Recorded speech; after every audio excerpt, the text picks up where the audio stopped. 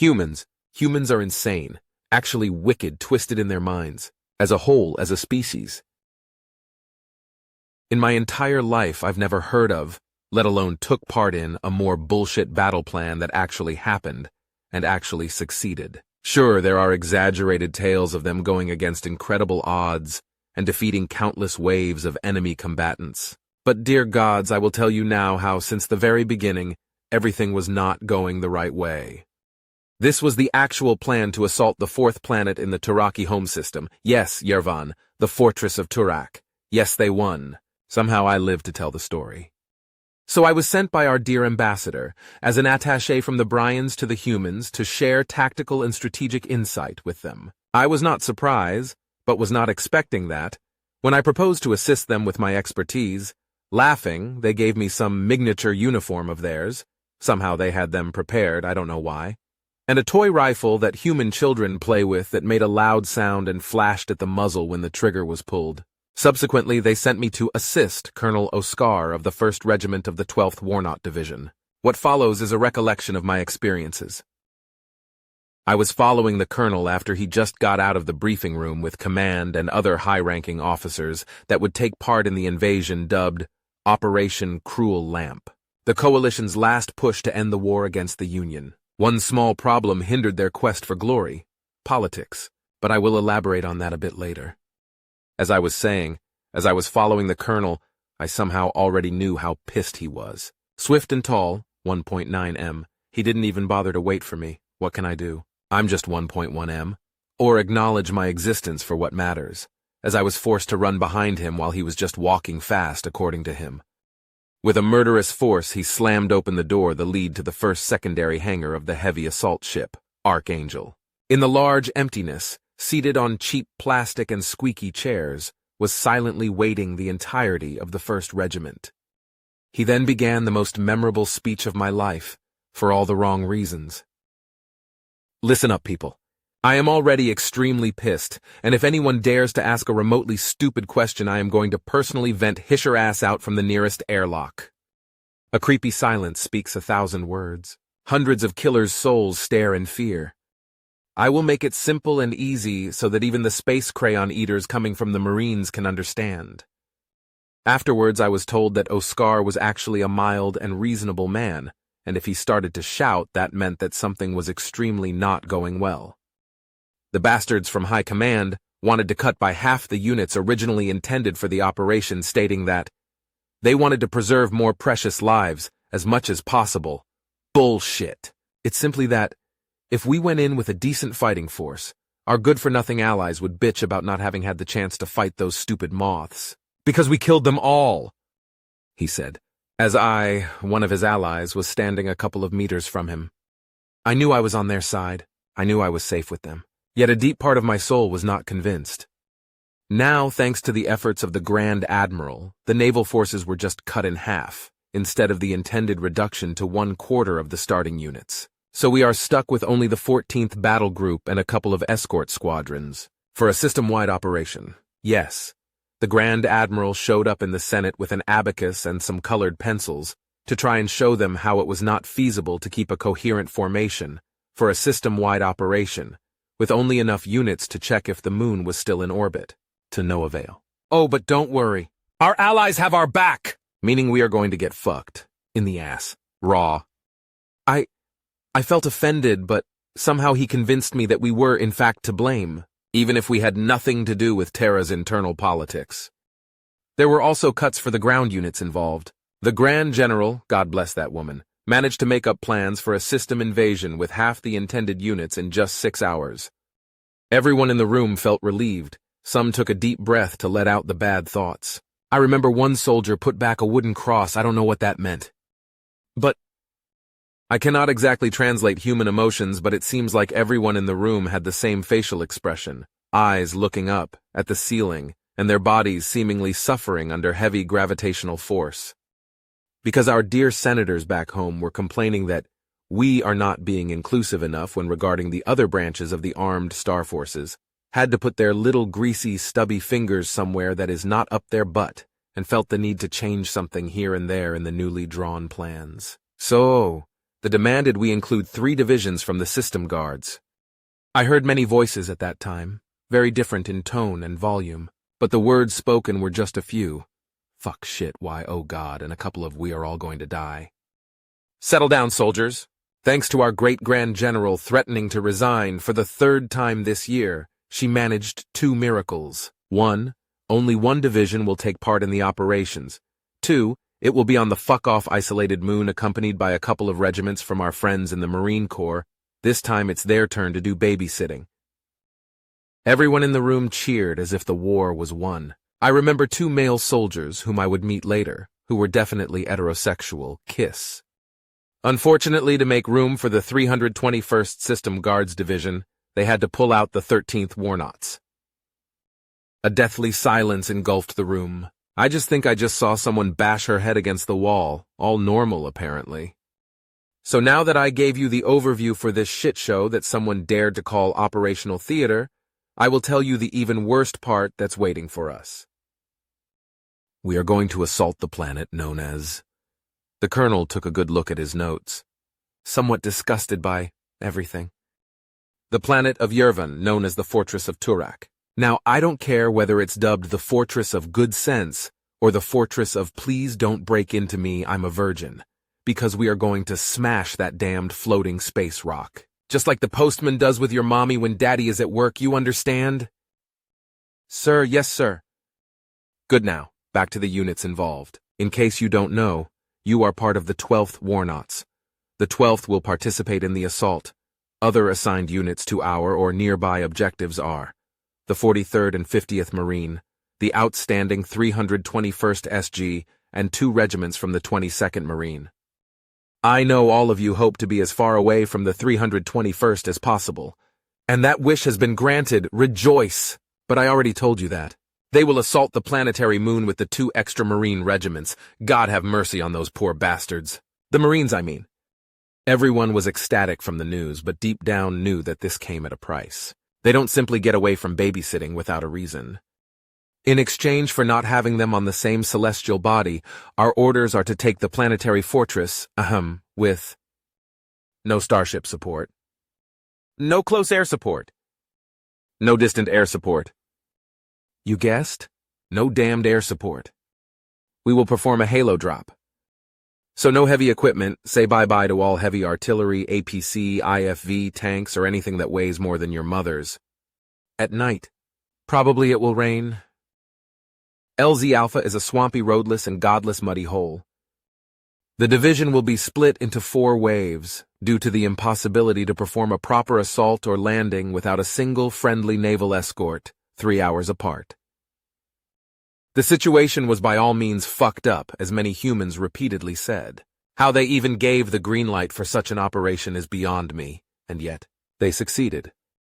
Now me and the officers back in the briefing room played a little funny game. It involves some sticks of different lengths, and normally someone gets butt hurt. Rest assured, we are not going to be the first wave. We will be the second, which is possibly even worse because by the time we are scheduled to get there, the fight most likely will be in full rage and going on for something like the past 2 hours, at best. Try to land in one piece. I know this is already demoralizing, and it really sucks, but at least as soon as we secure a 50 kilometers radius from the LZ, they will drop us some towed artillery and IFVs. If we push the bastards 60 kilometers from the LZ, they will finally send the rest of the equipment. Nice and easy? Some soldiers even dared to smile. Wrong. That is even if the supplies make it to the surface. Did I forget to tell you? Because of some unknown factors, our naval forces are split too thin and can't operate efficiently on their own. So the Grand Admiral opted to mass naval assets only on 2 priority targets, where they will be more needed, such as their cradle world and around the asteroid belt where their shipyards are. Spoilers, we are the 3rd most important priority. Meaning, we have no human naval assets in orbit except for our 4 assault ships, of which only the one we are currently sitting in, the Archangel, is an heavy assault ship. So we have to put faith into our allies to not only hold them from glassing our sorry bottoms from orbit, but also break the planetary blockade and allow us and our supplies through. Meaning we will have to take what chances we have and can't hope for a coordinated assault on the surface. Actually, forget what I said earlier about the 3-hour interval between waves. We will drop whenever the corridor is open long enough to get us to the surface, if such a thing even happens.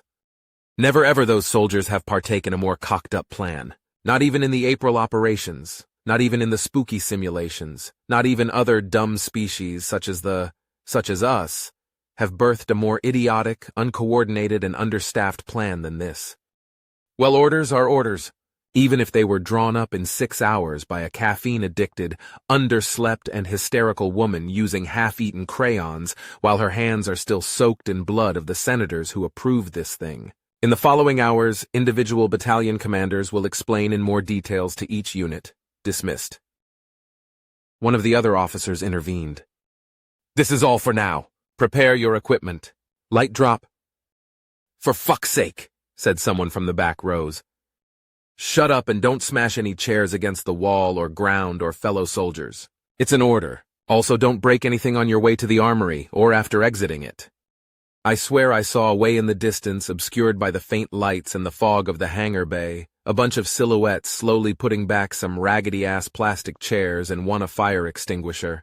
They had to put out some flames with their boots. What happened there, I dare not know. The 1st Regiment was still seated on those cheap plastic chairs when the colonel stormed in. This time not as angry as the first time. Still not really someone you would call happy. Ladies and gentlemen, the first wave has reached the LZs with unexpected success. Going against overwhelming negative expectations, our Xeno friends opened a corridor to the surface and are holding their space pretty firmly. The first elements of the 43rd and 50th have safely reached the respective LZ Bravo southeast of Objective and LZ Charlie southwest of Objective. I heard the 321st almost missed their designated LZ. Lucky it seems the Marines calmly and politely pointed out they were approaching the wrong moon. After a bit of colorful arrows on a star map, they managed to land on the right celestial body. We are not actually completely sure since we lost comms with them. Oh, of course our Navy is performing well, I thought to myself. After a quick call to the ambassador, I made sure this sector was flooded with naval assets to show the humans not to underestimate us, also because I didn't want to die. As I understand, as of now, we are not performing badly theater-wide. Yes, the other sectors are not as understaffed and had acceptable operational plans compared to us here in Yerevan, but we are making considerable progress in the asteroid belt, and the Moth's fleet protecting the Cradle world has greatly suffered under the Grand Admiral frustration. What the colonel said shortly thereafter explained how this whole thing didn't immediately result in an uprising from the military. I was wondering how both Grand Admiral Wyrene and Grand General Starsha gave the green light for this idiocy. They were hiding some units from the Senate, the Mad Two. A roar of confusion took the room. What did he mean? How do you even hide warships and battalions from your own government? So, how did they fool the very same people who managed to convince the population that they are not worthless old farts and need to be paid to do nothing but play Jenga? Being a training mission and a simple combat patrol, they didn't feel the need to report such movements to the Senate. So when these units heard our moving and emotional request for further reinforcements, how could our brothers and sisters stand down and let everything go to shit? Well, to make it short, they are coming. Even with the Allied naval effort being enough for now, this sector is being reinforced by the 12th Battle Group and 1 escort squadron. They should be here in 8 hours or so, and with them will arrive the 69th Marine with 3 fresh Army divisions. Don't ask me what kind of magic bullshit they will pull out from their hats not to get an invitation to attend the martial court as defendants. Both of them just reminded us to do our job. They will do theirs. These were outstanding, marvelous news. All we needed to do is hold out until the human reinforcements get here, and then we can smash. But, oh gods, what now? I almost despaired. As you know, we already have some guys on the ground. If we halt operations for 8 hours, I don't know how many good soldiers we will find left at the LZ, so the assault will proceed as planned. I expected the human soldiers to complain or lash out. Unexpectedly, the Warnauts were resolute in going all the way through this. No man left behind, one of humanity's sayings, I think. I don't understand. We were the ones being left behind. What's the problem with staying in this comfy spaceship? I thought. It was then that a loud explosion shakes the ship and makes the lights flicker. I almost forgot we were in a war zone. Scared, I looked around. Relax, minion. The captain of this ship might as well be crazier than the Grand General, but she won't get us killed. Not from the likes of space moths, calmly said one of the officers. Men and women, continued the colonel loudly. As of now, it has been told to me that the 3rd Regiment is, by Colonel Astrid's own words, in a shitty, muddy, and precarious situation. Enemy units surround them from 3 sides, and on the remaining side they have a mass of H2O. Reportedly, some mechanized and armored units have been sighted. Enemy combatants' number is unknown. With the little orbital intel we can gather, thanks to the awful weather, we suspect the 3rd is outnumbered 8-1. Just enough to be a fair fight. Everyone in the room laughed. I still don't get what was supposed to be funny. With that being said, it's now our turn to drop into what we will turn into hell. Originally, only the 1st Regiment was intended for the 2nd wave, but taking advantage of the current situation, Major Curie's 45th Armored Battalion and accompanying infantry will drop with us. Everyone was very confused. Initially, I didn't understand why or what was so strange about it. How so, sir? Dared to ask a trooper. They as well will perform a halo drop. I heard aloud, what the fuck? Yes, people, you heard right. The major came up with the idea. They are going to airdrop 55T tanks. The concept in itself is not new, but the fact that they will open the parachute at the last moment is what scared every single mechanic of the division. When Major Curie told us this, the head of maintenance just stood up from his chair and walked away, silently. Everyone was more stunned than impressed. So yeah, the 45th went around the ship and stole every pillow they could find and are, as of now, packing the interior of their tanks with them. Good luck sleeping when we get back. The rest of the plan remains unchanged. After 7 hours, we assume some gunships and air support from the 12th Battle Group will permanently open a space corridor for the rest of the division. Get ready. After the talk, I approached the colonel to wish him good luck and give my best regards. Where do you think you are going? You are coming with us! What? So there I was, graciously falling through the night sky. As I looked up, I saw the dark silhouettes of the C-750 Starlifter slowly shrinking as we fell farther and further away from the stars. In the background, behind the small but actually big transport crafts, I could see the space battle raging on in the upper atmosphere. Looking around, I saw all the little humanoid shapes that made the 1st Regiment. The hell are you dreaming off? This is not a tourist attraction. Look down. Angrily said the colonel's aide, already mad because he was ordered to somehow get a baby harness and strap me to his chest. As I look down, the few things I see leave me frozen in fear. Flashes of lights and roars of thunder can be seen and heard from above the clouds. Despite the storm on the surface, I know this is not the usual natural phenomenon. Put your goggles and ear protections on if you haven't done that already. Shit's about to get real! Screams the lieutenant as he increases the pitch and gains speed. Looking through the smart eyewear, I noticed a faint green light I could not see before. It's the colonel. From his right foot, a weak infrared green light indicated to the HQ company who to follow. Looking around, I noticed other feeble lights attached to the point man of each column, but they are all blue. I was later told these goggles had a lot of functionalities such as night vision and thermals. Only problem is that they had nothing that could fit my small head compared to their physiology. So I just put my goggles away after looking through them like a human baby would. I had to wear the normal miniaturized ones they provided me. Piercing the clouds, what was beneath me can only be described as pure madness.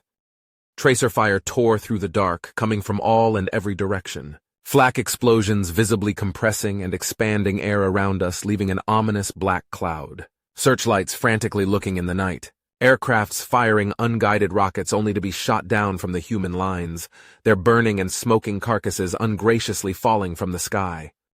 The roars of artillery off in the distance, followed by explosions very near to us. What the? I keep screaming. Shut up. I can't even hear the symphony of the battlefield if you keep yelling, said the human. You are all mad. How could you even think of something like this? Oh, relax, darling. We expected far worse, to be honest. The guys from Operation Overlord had a much tougher time, let alone Market Garden. And that was the 20th century. I don't even know what you are talking about. Just relax and enjoy the fall. How do we even stop from not smashing into the ground at terminal velocity? Using the star chutes, duh. The what? Don't worry. It's just a fancier name for a parachute. A bit more expensive and efficient, and dangerous, but still all the same. I still don't know how I made it safe to the ground. Around me, the humans were setting up a perimeter and frantically trying to understand where we were looking at a wet map with a broken torch, with a low battery. Here and there, the soil erupted in a random explosion after being hit by a large and slow plasma bolt. A couple of times, some stray bullets hit the rock we were hiding behind, ricocheting with sinister sounds. This map is as good as non-existent. The landmarks are all wrong, and the village we were supposed to drop next to is 10 kilometers east of us. Who the hell gave us this thing? The colonel angrily shouted, throwing the map on the ground. I remember talking with a Bryan intelligence officer. He was so proud of his team's work. How is the regiment doing? The colonel asked the lieutenant. Now free from my weight strapped to his chest and with a muddy tablet in hand. All good, sir. Despite the awful map and intel, all battalions are in position and currently regrouping. We landed safely 15 kilometers behind friendly lines and suffered no casualties to enemy fire. A couple of men suffered injuries from the fall. The 45th Armored and CO also safely landed 20 kilometers northeast of us. Reportedly, they are already under heavy fire. Good. Tell each battalion to send out recon and advanced elements to scout ahead. We will join up with the 3rd Regiment on the front lines. How's the overall situation? Not terrible, sir. Could be worse. The 3rd landed wide, and alone has swiftly secured a perimeter of 23 kilometers around the LZ, but are confirmed outnumbered at least 9-1, and can't advance much more without fresh reinforcements. Apparently, they did not find any enemy units until 19 kilometers from the landings. Seems we were not expected. We are trying to fix the radio to speak with command. While we work on this one, I sent a courier to the next company to get a working one. After regrouping, the 1st Battalion started moving towards the front lines. Walking with them, I learnt to appreciate even more the humans' determination and willpower. Never could I or any other from our species, not even from direct orders from the king, throw ourselves into this black hole of explosions and bullets, walking down the stairs of hell. With only rifles, a bunch of launchers and some handheld mortars, still marching with straight backs, smiling and singing. On our way, we came under artillery fire, aircraft strafing runs, and even an ambush by some Tarakis stuck behind our lines. Not once did morale falter. Not when a private was injured by the moths, not when the 2nd radio was destroyed by the aircraft, not when the point man walked onto a mine. They keep going, with even more resolve, more strength. That is what it takes to be a Warnot. No, that is what it takes to be worthy of serving humanity. As we neared the front lines, we finally encountered some friendly units from the 3rd Regiment. Tired and battered, have been in constant combat for the past 5 hours, suffering serious losses. They point us to their commander. The field hospital was, if you can even call it that, located in a shed, in the middle of a bog. I still find hard to believe they crammed over 100 casualties in there. I followed the colonel, who went inside to speak with Colonel Astrid. There I saw her. A beautiful human woman, long but tied hair of a deep brown, fine and elegant facial features, and 2 stunningly blue predatory eyes. She was missing a leg, and her left forearm. 3 medics were complaining around here because she ordered her adjutant not to move out of the way. Even then, she was coordinating the regiment's efforts. That was the first time I saw Colonel Oscar hesitate. Just for a split second, though. That will grant you a medal or a promotion, said softly. I would rather have a vacation on a tropical island, to be honest. Is she all right? I muttered. Ah, the attaché from the Bryans. You are smaller and cuter than expected. Don't worry about me. Nothing prosthetics or augmentations can't fix or improve. How is the situation? Asked the healthy colonel. Well, with you here, it's much better. We ran out of it about 30 minutes after contact. I saw a lot of destroyed vehicles on the way here. You're doing? We could do nothing but run up to them and throw some grenades down the hatches when possible. I took out 2 of them myself, replied proudly, she continued. We are at a crossroad. This settlement we are currently assaulting is the last noteworthy defensive line before 40 kilometers of fields and hills. If we dislodge them from here, our way to the planetary fortress is secured, then we can call in the big guns. Problem is that we are out of AT for 2 whole battalions, and we confirmed at least 15 tanks plus armored Vics. We will take care of them. Soldiers move out, assist the 1st and 2nd Battalion. As everyone vacated the shed, before leaving, the colonel turned around one last time, before walking out. You take care of yourself. Of course, Greg. As the colonel was preparing the assault on the village with a human, accurate map, I noticed the ground trembling, puddles of water agitated, and little rocks jumping up and down. At great speed, a massive armored vehicle was approaching just to stop a few meters from us. The adaptable battle tank, or so it was called, was weathered, muddy, and damaged. It was missing the front left fender and the entirety of the right armored side skirt. The paint on the turret cheeks was violently removed in many spots by numerous shell impacts that left only the gray, metallic, bent armor sheet exposed to the elements. Its smoke dispensers were empty. Both external fuel tanks exploded, spare tracks blown away, and the toolbox was nowhere to be seen. From the metal beast, a hatch slowly but mechanically opened. Greetings, Colonel. Sorry for the delay, but the maps provided were dog shit. We ran into an armored enemy regiment. Well, now it's not a problem anymore. Perfect timing, Major. I see you had fun out there. We lost 5 tanks. 4 are stuck in the mud, and 1 has the engine not really cooperating. We configured them for swampy terrain before the mission, but apparently it was not good enough. We run out of solid ammo, we only have plasma bolts, and the fuel economy in these things is not really the best. We had to take out some fuel from the 5 tanks we left behind, and even that is not much. We expect to be able to perform just 1 more assault before needing urgent supplies. Good. We are about to attack this settlement that appears to be their last defended line before the fortress. Care to join us, Major? Sure thing. Ah, yes. We found out that space moths really are attracted by bright lights. We realized it after firing an illumination flare, and realized all those stupid bugs dropped what they were doing to look at that. It's just a couple of seconds, but it's enough to give us an edge. Very interesting. Now we were thinking of assaulting from... Hold on, Colonel. I'm getting a message from command, said Curie, while carefully listening to what was being said in his earset. Good news. And bad news? Good news and great news. The 12th Battle Group is early and is currently decimating the enemy ships in orbit. The corridor is open. The Archangel itself is descending to the surface to unload the remainder of the division, and 2 support gunships are on the way. We have total air superiority. We made it, Colonel. 6 hours of hell, but we made it.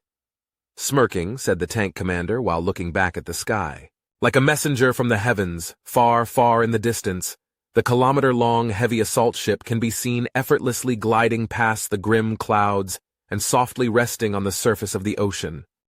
Let's kick some space moth ass, confidently said the colonel. What follows can only be described as the complete and total destruction of the 1067th Taraki Mechanized Regiment defending the Forsaken Settlement. Losses 100%, KIA 90%, MIA 1%, captured 9%. An elegant but brutal and coordinated display of combined arms, superior firepower, doctrine, and equipment. To start the assault, several flares were shot up high in the dark sky. Many Taraki walked out in the open, attracted by the artificial light. Immediately after, a 2-minute incessant barrage from a battery of self-propelled extreme terrain artillery howitzers, freshly deployed from the Archangel, leveled every single building that was hit, and the adjacent one. The colonel wished the barrage could last longer, but he acknowledged that other units needed more the artillery support. As soon as the bombardment quieted down, an atmospheric light, gunship circled 4 times around the target area, striking with precision what little armored assets were still running. The moths were bleeding from the ears, eyes, and mouths, some just bleeding from all over, some only stopped bleeding when they run out of blood. The few wise enough to look for cover underground were either trapped under the debris or just crashed by their own collapsing shelters. Human infantry moved to flank enemy positions and set up kill zones to cut potential retreat avenues. 6 tanks from the 45th Armored BTN, escorted by the colonel and his men, rushed the enemy positions as soon as the last shot turned into dust, the last of the occupied, and not buildings. What little defense the remainder of the bugs put up was swiftly put down either by a selfless 150 bolt from one of the tanks or by a good old bayonet stab. Safe to say the only survivors were the ones buried under the ground. In just 10 minutes, an entire regiment was written off, and the humans broke through the last line before the planetary fortress. As we were securing the perimeter and were looking after the wounded, a column of armored vehicles approached from the human lines. Finally, the soldiers could sit inside a steel moving box, just enough to have some rest. It was true, after all. That was the last line of defense.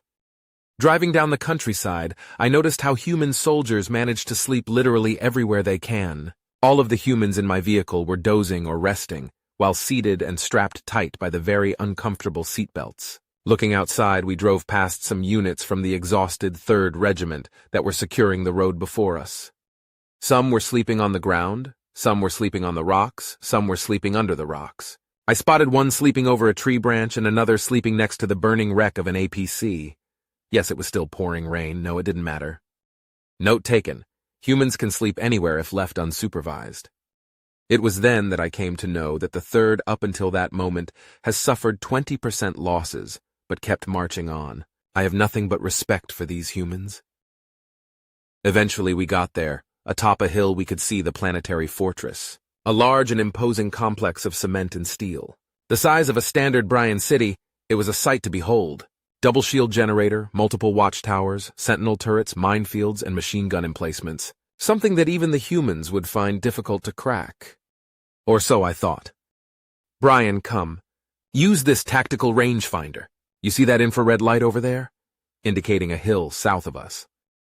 Those are forward elements of the 43rd Marine, and over on the other side there's a recon squad from the 50th Marine. You know what that means? The enemy is surrounded. I hesitated. No. It means the moths are fucked. We will begin the assault in 6 hours. Rest well, said the colonel while walking away. I took my time to breathe in and think of what I just went through. I thought how valiantly and ferociously my allies have fought, and how lucky we were to be on their side. I also took a minute to honor all those brave men and women that died to push the assault, those that, despite knowing how compromised the plan was from the very beginning, charged head-on and never gave up. As I was taking my sweet, deep time of philosophical insight, the Colonel Osaka and Major Kirai came back, laughing and smiling, as if nothing had happened. A bit annoyed by their carefree attitude, especially when I was mourning the fallen, I murmured, "What's so funny now?" Fully expecting some human bullshit like, "Oh, smile every once in a while, enjoy the small things in life," or "Ha ha ha, we humans are just this crazy, ah ha ha." But instead, "Ah, minion, want to see something cool?" "Yes, sure," I said, a bit scared they would do something stupid or dangerous, especially with me around. The Major stepped up, clearly joyful, and handed me some miniature opaque glasses after handing the Colonel a pair of adequate-sized ones. "We just received a message from the 12th. It's short and simple." "My favorite type of message," said Major Carre. It reads, "Heads down." "That's it?" I asked, perplexed. "Yeah, that's it," said with a sinister grin, turning once again towards the clouds in the distance. And then, like a mirage, a dream, or a nightmare, a ship descended from the heavens above. Piercing the clouds, no, what am I saying? It violently pushed the clouds away, kicking them from her intended path, forcefully making its way into the atmosphere. A stunning, sleek, and elegant ship, an enormous vessel, 2 kilometers in length but just 400 m wide and even less in height. Like a dagger, she imposes her presence to let everyone know I'm here. What is that? A dreadnought? I said, terrified of the human's creation. C-002. That's the battlecruiser Ignis. Flagship of the 12th Battle Group, said the Colonel, pointing at the visible pure white crest number, highlighted by the pure black coating on the rest of the ship. The only other touch of color was the Terran insignia on each side, right before the number, a light blue circle with thin white details. Oh! Captain Ember sent another message. It reads, "What? What does it say?" I said out of morbid curiosity. Get fucked. Indeed, get fucked, said in unison the colonel and the major. What happened then? It's even more frightening to recall and describe than the assault on the village. From the top of the ship, I could see a bulkhead spitting open, large, heavy, and armored blast doors sliding underneath the ship's alloy skin, unhurriedly revealing a massive object. Slowly, an enormous cannon arrogantly rose up from the bowels of the ship, something I would approximate as 300 m long, with an impressive array of counterweights, junctions, and structural elements holding it firmly in place. A weapon so massive and big, it is actually bigger than our flagship, the Monarch. Dear gods! Sush, here comes the best part. I don't know how to properly describe how that thing works or how ID does not tear a rip through reality. All I know is how I felt. An ominous glare seemingly surrounding and feeding this thing appears out of thin air, bringing light even here, in the depths of the dark, rainy, and muddy hell. Like thunder, I could see electric currents running feral along the whole length of the skeletonized barrel guard, wild, untamed, and spirited bolts of blue pure energy. And then, at the end of the barrel, takes form a singularity. A black hole. A miniaturized, domesticated, and well-behaved black hole. I'm sure of this. I could see even from kilometers and kilometers away the accretion disk, the swirling energy and the pure, absolute void of light right in the middle. The space-time around the muzzle of this weapon seemingly tortured and contorted as light and matter try to run away from it. Run away from the machines of humanity to no avail. After infinite seconds of this monstrosity choggering up, it fires. Or so I think. I don't know if it shot mass, energy, or just the physical form of a fuck you, but it fired, or the weapon's equivalent. The black hole was no more, along with the accretion disk and everything in between. There was no hearable sound that left the gun, no visible projectile that left the barrel. Nothing had been registered by my senses. It was a fraction of a second. Not even, it was instantaneous. Simply the black hole and all those strange phenomenons were no longer there. I was still looking at the ship when an impossibly bright light blinded me even with the glasses on. And then came the shockwave. So powerful it blew me off the ground. So powerful it also blew the human officers off the ground. If it was any other shockwave, mine and the other men's internal organs would have been in so many pieces, they could be considered as puzzles of hard difficulty level. But we were fine. We were just knocked off our feet by this unknowable, indescribable force. As I look back on what I once thought was an impregnable fortress, there lies nothing. Just a crater. No debris, no dust, no nothing. I dare not know what was fired at that moment. I dare not ask. Is it done? We won, right? I was literally trembling, shaking deep in my core. Here? Yes. The fresh divisions are landing now. They will mop up the place. But we still have work to do, said nonchalantly the colonel, as if we didn't just witness something that defies the laws of thermodynamics. Unfortunately, the 321st and the Marines are in deep trouble. The system guards missed by 30 kilometers the LZ. Now both Marines and our stupid little siblings are surrounded and have suffered heavy casualties. Get your stuff ready. I don't understand. Didn't you all hate the system guards? I asked, trying not to think about what just happened. A deep, unfriendly, predatory stare from both men put even more fear into my soul than recent events. No man left behind. I nodded, hastily. We already lost too many good souls because of a lack of common sense. Let's bring them home. Silently, I followed them. Wait, tell me, what was that? Ah, yes. The gravity accelerator cannon. That's a Type 3 300-inch Mach 15 GAC. If you are wondering, the type number indicates the size with lower numbers meaning bigger systems, while the MK is the upgrade variant. It can fire a variety of different ammunition from solid shots like APFSDS, HE, or my favorite nuclear fission flechettes or just plasma bolts. It's also possible to use light, antimatter, gravitational waves, multidimensional collisions, Schrodinger's cats, subspace ripples, or time-space microlacerations as ammunition. The latter is just theoretical. Ah, I see. Wait, you have bigger ones!